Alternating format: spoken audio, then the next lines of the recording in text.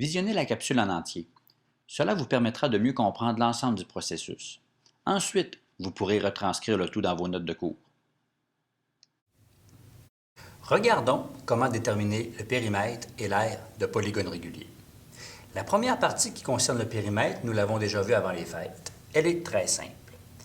La formule qui donne la mesure du périmètre est P égale N fois C. Nous savons que P, par exemple, représente le périmètre, que N, au niveau d'un polygone régulier, est le nombre de côtés, et que C, en soi, représente la mesure d'un côté. Comme je le disais, cette formule, elle est déjà connue. Si nous regardons le premier polygone qui est ici, c'est un hexagone, c'est-à-dire que n est égal à 6 parce qu'il y a 6 côtés. Si on regarde le deuxième polygone régulier, eh bien, dans ce cas-ci, n, c'est un pentagone et il compte 5 côtés. Donc, la valeur de n serait 5, la valeur de n serait 6. Pour la mesure du côté, il faudra avoir une mesure, mais pour l'instant, ce n'est pas ce qui nous intéresse. Regardons maintenant l'aire. Ceci, c'est une nouvelle formule. L'aire, pour tous les polygones réguliers, hexagone, pentagone, octogone, énéagone, peu importe, elle est donnée par P, qui multiplie A, mais un A minuscule, tout ceci divisé en 2. Lorsqu'on parle de P, ça demeure le périmètre, le A majuscule représente l'aire, et le A minuscule, c'est quelque chose de nouveau. Le A minuscule, dans les polygones réguliers, c'est ce qu'on appelle l'apothème. Donc, l'apothème est un nouveau terme. Localiser le centre de l'hexagone. On localise le centre un petit peu à la va-vite. Eh bien, l'apothème, en termes de définition, c'est quelque chose où c'est la mesure du centre jusqu'au rebord, donc du centre au rebord, mais avec un angle de 90 degrés. Je vous ai demandé de localiser le centre ici. Le centre, il est localisé. Si on veut s'en aller au rebord avec un angle droit, c'est donc dire qu'il faut aussi localiser le centre d'un côté et nous n'avons qu'à tracer le segment qui a cette allure-ci. On localise le centre pour le pentagone et on localise aussi le centre du côté et en reliant le centre d'un polygone régulier jusqu'au centre du côté, eh bien, on obtient automatiquement un angle droit. Ce que nous voyons ici, du centre au rebord, c'est l'apothème qui est dessiné ici. C'est l'apothème qui est dessiné ici. On peut vite constater que dans les polygones réguliers, il y a autant d'apothèmes qu'il y a de côtés. Écrivons-le. L'apothème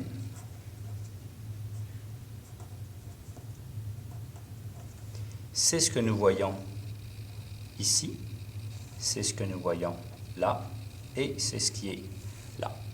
Donc, l'apothème, ce sera maintenant une mesure qui sera importante à connaître où nous allons devoir l'utiliser pour trouver l'aire. Détermine le périmètre et l'aire du pentagone régulier dont la mesure d'un côté et de l'apothème sont respectivement de 10 cm et 6,8 cm. Bon. Analysons le tout. On nous parle d'un pentagone. C'est-à-dire que nous savons maintenant que la valeur de n, elle est fixée à 5. On nous demande de déterminer le périmètre et on nous demande de déterminer l'aire. On nous dit que la mesure du côté et de l'apothème sont respectivement 10 et 6,8. On nous parle du côté et de l'apothème qui sont respectivement 10 et 6,8. S'ils sont respectivement 10 et 6,8, c'est-à-dire que c'est dans le même ordre. Le côté mesure 10 et l'apothème mesure 6,8. Rappelons-nous ce que nous avons déjà vu. Un petit truc pour bien réaliser des problèmes.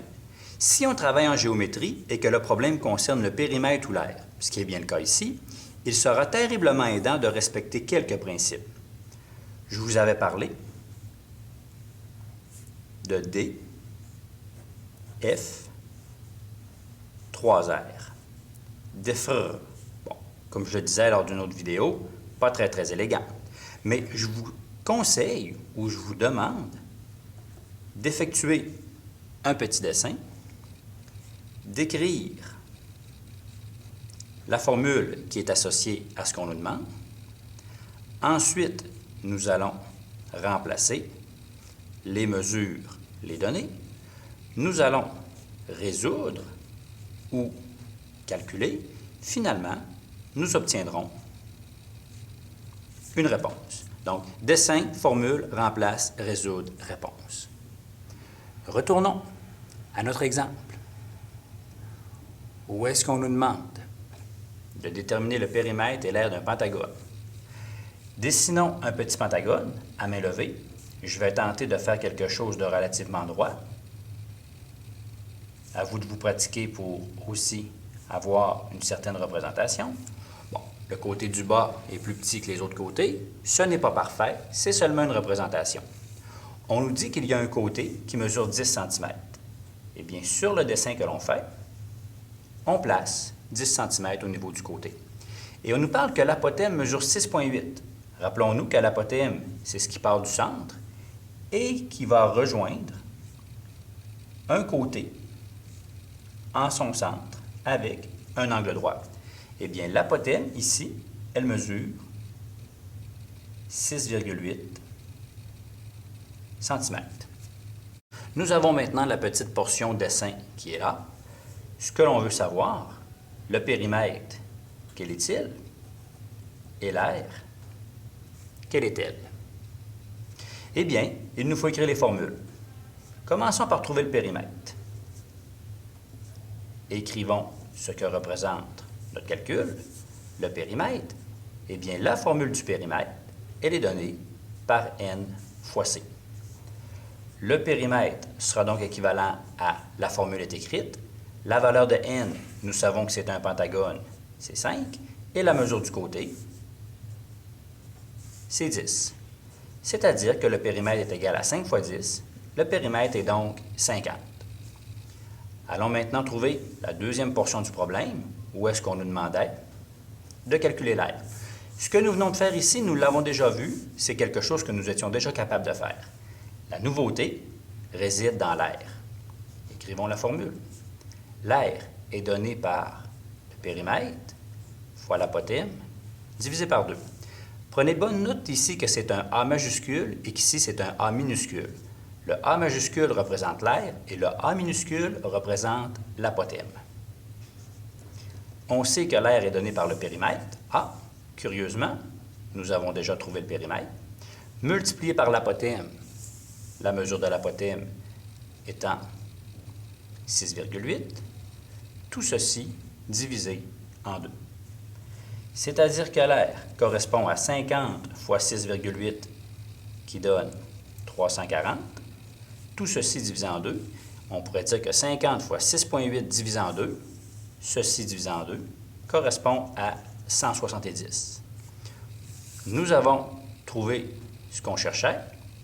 On pourrait donner une petite réponse claire. Le périmètre est 50. Mais 50 quoi? Rappelons-nous que les mesures sont données en centimètres. Alors que l'aire est 170. 170 quoi? Centimètres. Mais dès que nous sommes dans des mesures de surface, l'air, ce sont toujours des unités carrées, c'est-à-dire 170 cm². Nous avons ici les réponses à ce que l'on cherchait de manière claire, nette et précise. Regardons un nouvel exemple. Trouve l'aire de l'hexagone régulier ci-contre. Chaque côté mesure 40 unités, alors que la hauteur est de 60 unités. Le dessin est déjà réalisé. Utilisons-le. Chaque côté mesure 40 unités.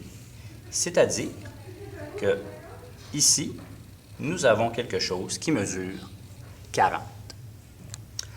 Lorsque l'on dit que la hauteur est de 69 unités, selon la disposition du dessin, c'est-à-dire que de bas en haut, en tout, ceci mesure 69, 40 unités. La question que l'on veut, c'est trouver l'aire. On nous parle d'un hexagone, c'est-à-dire que n, ici, vaut 6. Si on veut trouver l'aire, prenons le temps d'écrire la formule. Périmètre multiplié par l'apothème A minuscule divisé en 2. On veut l'aire. Eh bien, A, nous avons besoin de la mesure du périmètre. Si vous trouvez le périmètre, 40 plus 40, bon, 40 multiplié par 6, eh bien, je ne veux pas voir seulement que la valeur du périmètre. Je veux voir que vous avez déterminé le périmètre. Donc, dès qu'on nous demande l'aire, nous aurons besoin du périmètre.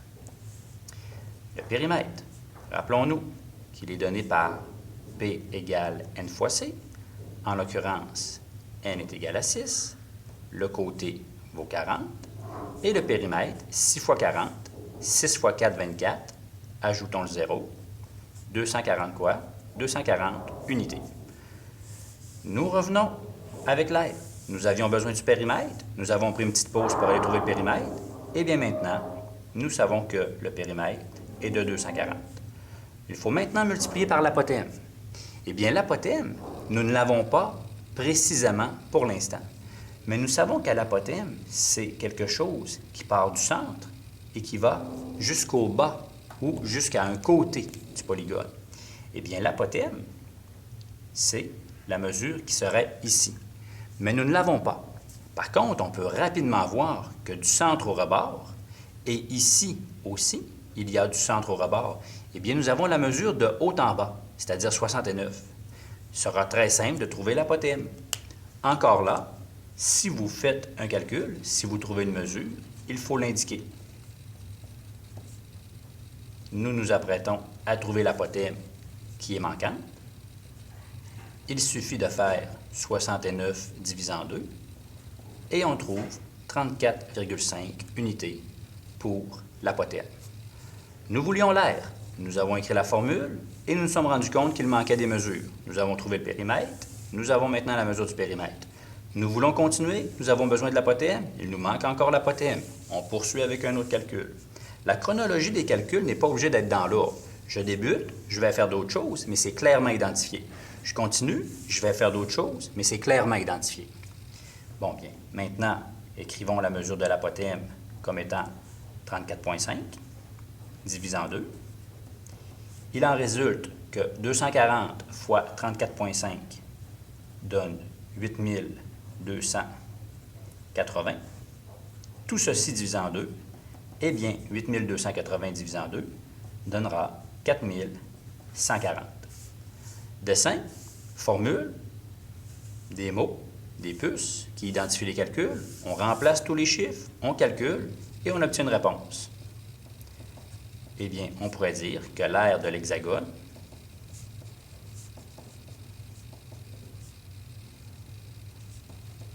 est 4140. Ce ne sont pas des centimètres, ce ne sont pas des décimètres, ce sont des unités. Eh bien, on dira unité carrée.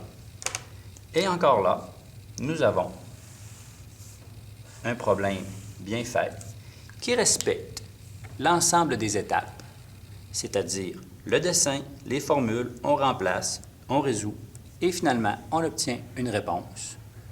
Tout est là, clairement identifié. Voici le dernier exemple.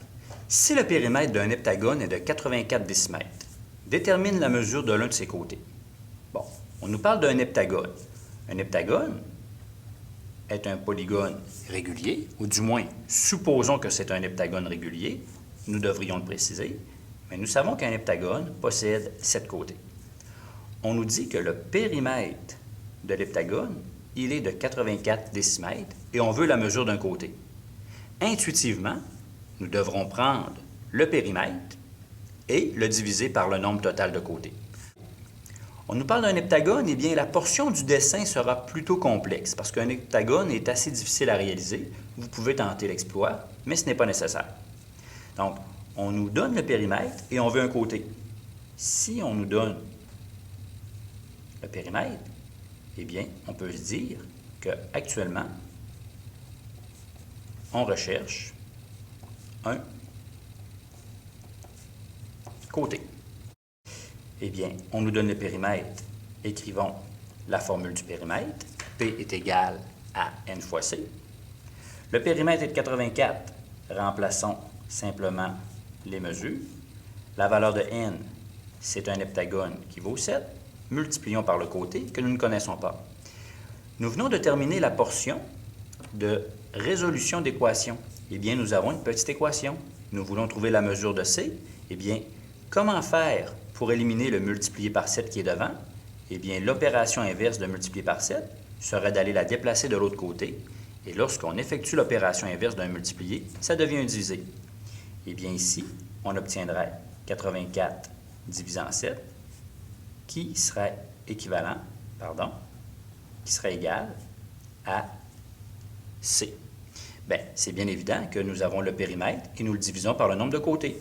Donc, tout ce que nous connaissons par rapport aux équations, la résolution coïncide, et en plus, c'est conforme. 84 divisé en 7, on obtient que 12 est égal à C. Nous pouvons immédiatement répondre. Détermine la mesure d'un côté. Réponse. Un côté. Mesure. 12. Les données étaient en décimètres. Un côté mesure 12 décimètres.